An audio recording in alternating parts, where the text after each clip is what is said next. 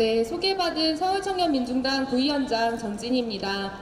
기자회견의 발언에 앞서서 이 도로에서 태양 끝에 앉아서 글을 쓰고 계시는 그리고 취재하고 계시는 기자분들을 볼 때마다 참 마음이 아픕니다.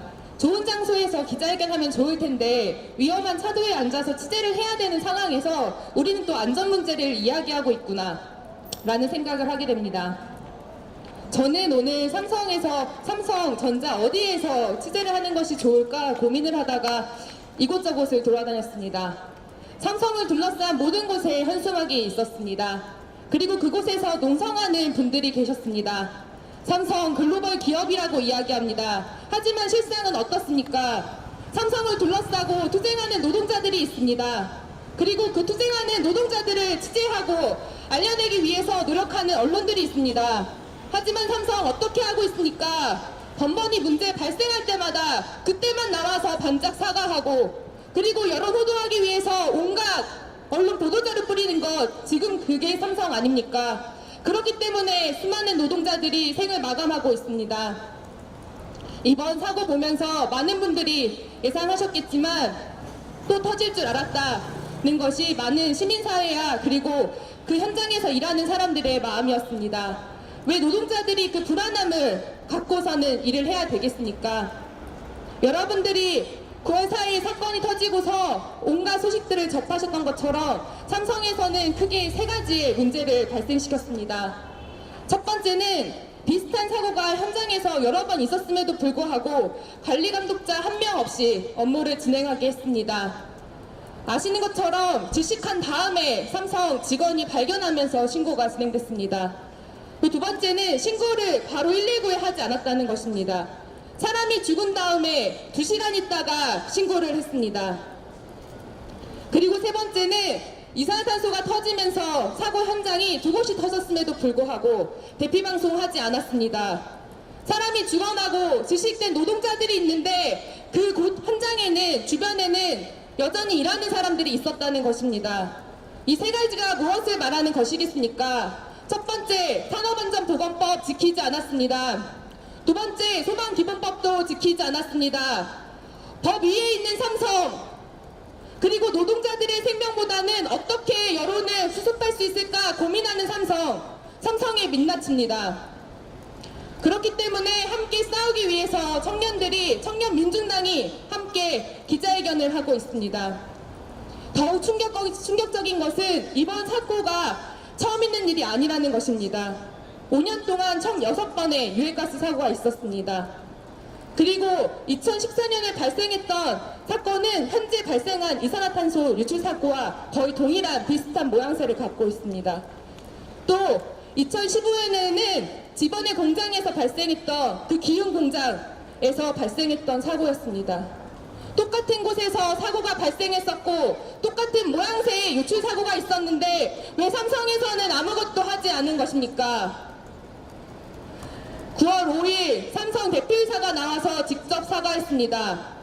그리고 이제까지 삼성에서 노력했던 것도 이야기했습니다. 하지만 본질적인 대책은 세우지 못했던 것 같다. 근본부터 두고서 삼성전자 안전한 일터 되기 위해서 만들겠다고 이야기했습니다. 얼마나 허무하고 어처구니가 없습니까? 삼성전자에서는 왜 3가지에 대한 해명은 하지 않고 사과하고서는 끝낼 생각만 하는 것입니까?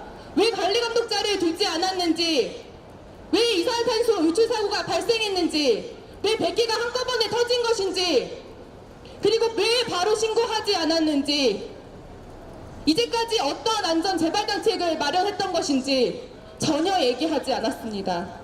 그게 무슨 사과입니까? 그리고 그게 무슨 본질적인 대책을 내겠다는 사람의 태도입니까? 아시는 것처럼 감시단이 지금 들어가서 조사가 진행되면서 삼성에서 이야기하는 것과 현장에서 일하는 사람들이 말하는 게 다르고 삼성에서 말하는 법과 현실에서 작동해야 되는 법이 다르다는 것을 우리는 너무나 직면하게 됩니다.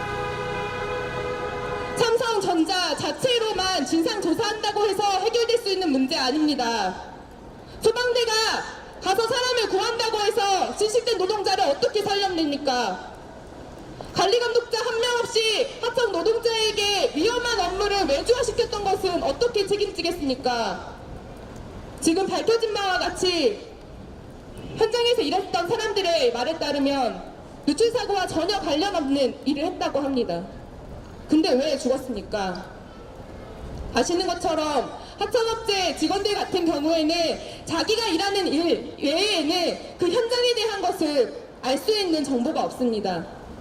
내가 관리 감독하고 내가 보수하는 것 이외에는 거기에 이산화탄소 100개의 탱크가 있는지 없는지는 알 수 없습니다. 그것을 알려줘야 하고 그리고 그것을 지켜줘야 되는 거 삼성 아니었습니까? 왜 그리고 위험한 일 한 번 쓰고 버릴 것 같은 일은 다 왜 외주 하청에게 맡깁니까? 위험하고 값싸게 노동력 쓰고 싶어서 삼성 이런 것 아닙니까? 그래서 사고가 났습니다. 삼성이 노동자들을 제일 먼저 생각했다면 이런 일 절대 없었습니다. 대피 방송부터 했을 겁니다. 지식됐으면 바로 산소호흡기부터 되었겠습니다. 바로 신고했을 겁니다. 이런 부분 해명 없이 삼성이 무슨 대박 글로벌 기업으로서 자기 역할을 할 수 있습니까? 무슨 삼성에게 안전한 일터 만들라고 할 수 있겠습니까? 그래서 청년민중당과 청년단체들은 삼성에게 요구합니다.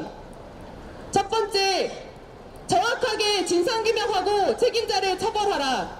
그리고 삼성부터 정부와 국회에서는 처벌해라. 제대로 된 근본대책 마련해라. 그것은 삼성 자체로 하는 것이 아니라 시민사회와 그리고 현장에서 일하는 사람들과 함께해라. 위험한 일 외주화시키지 말고 직접 책임져라. 이것을 요구합니다. 여기 계신 기자분들도 그리고 이것을 보고 계시는 동료 청년분들도 함께해 주시기 바랍니다.